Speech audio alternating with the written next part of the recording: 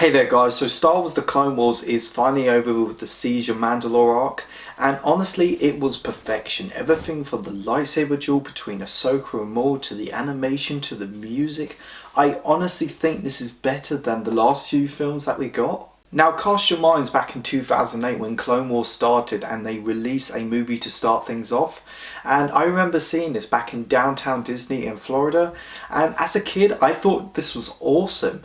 But watching it today, it's not that good. I mean, basically it's just an advertisement for the show. And when the show actually released, it kind of aired really random. I mean, the first episode is not till like series 3. But once you get that out of the way, and once you get the movie out of the way and you watch them in the order, it honestly becomes the best thing to come out the prequel era. Now the Clone Wars is one of those shows that starts off decent, but when you get to like series 3, it becomes great Star Wars. I mean, it gave us some amazing contributions to the world of Star Wars, but also to the overall story of the prequels. I mean, Anakin having a Padawan, Ahsoka Tano, as she does start off as this hated character, but later on she does really matured. And for an anime character, that's really hard to come by, as it's like she has this personality arc and now she becomes one of the most beloved characters of Star Wars, and I can't wait to what she does in the Mandalorian series 2. But also the Clone Wars gave the clones a sense of individualism and personality, which led to Captain Rex becoming one of my favourite characters in the franchise now. Now I was so happy that the Clone Wars is coming back for one more series to finish off what it started, and it starts off solid with the Bad Batch arc, and then we got the Ahsoka walkabout, which was fine.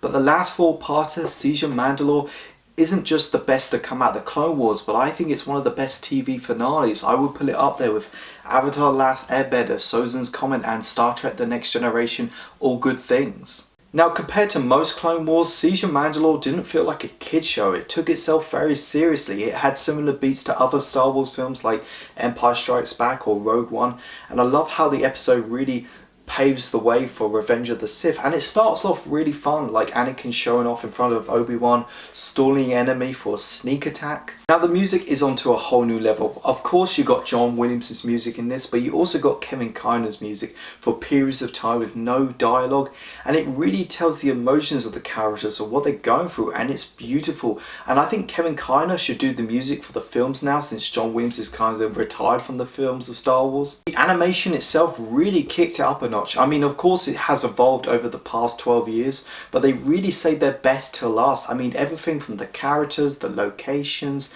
the battle sequences, the clone trooper armor, the Mandalorian armor is beautifully detailed. The way the last 3 episodes open up with the whole green text of Lucas Productions, just like the original trilogy, and instead of yellow text for the Clone Wars title you have red, and there's no narration like you normally do with the Clone Wars episodes at the beginning. It just shows you that Dave Filoni isn't messing around, and it's great. Siege of Mandalore did so much for the legacy of Maul. The lightsaber battle between Maul and Ahsoka isn't just the best in the Clone Wars, but it's one of the best in the franchise now, and that's all thanks to motion capture. For an animated show, it felt so real. Ray Park came back to do the motion capture for Maul, and it resembles the fighting moves, the Maul we all knew and love, and the hallway sequence. I mean, it's very reminiscent to the sequence in Rogue One with Darth Vader, but there's a lot of decapitation and removing limbs. We don't see that, that's off screen, but it still feels very violent.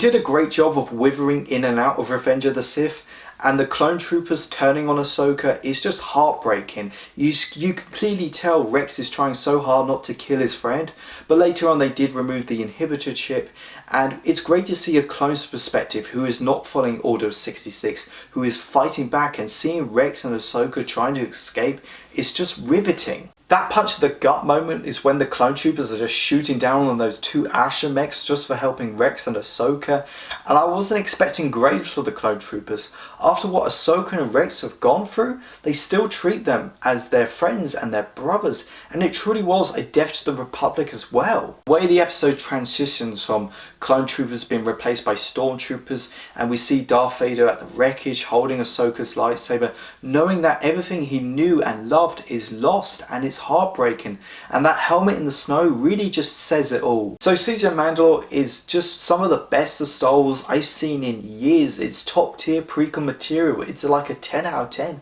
and it's all thanks to Dave Filoni. Thank you so much for watching this video, guys. Go like, share and subscribe. Let me know, what did you think of Siege of Mandalore? Go check out my Facebook, my Twitter and my Instagram page. You guys are awesome. I've got your back.